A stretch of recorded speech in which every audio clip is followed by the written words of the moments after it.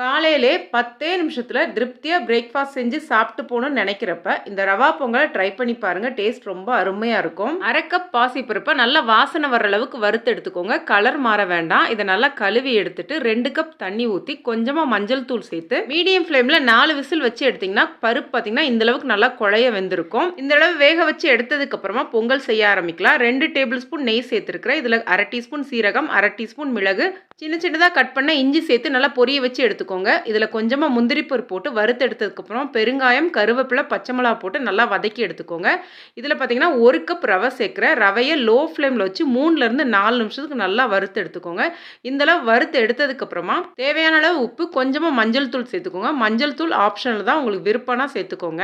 இதோடவே நம்ம வேக வச்சிருக்க பருப்பை சேர்த்து நல்லா கிளறி எடுத்துக்கோங்க. தண்ணி பாத்தீங்கன்னா 3 கப் தண்ணி வந்து நல்லா கொதிக்க வச்சு எடுத்துக்கோங்க. நல்லா கொதிக்கிற தண்ணியை லோ ஃப்ளேம்ல ரவையை வச்சுட்டு கொஞ்சம் கொஞ்சமா தண்ணி சேர்த்து கட்டிகள் இல்லாம இந்த அளவு கலந்து எடுத்துக்கோங்க.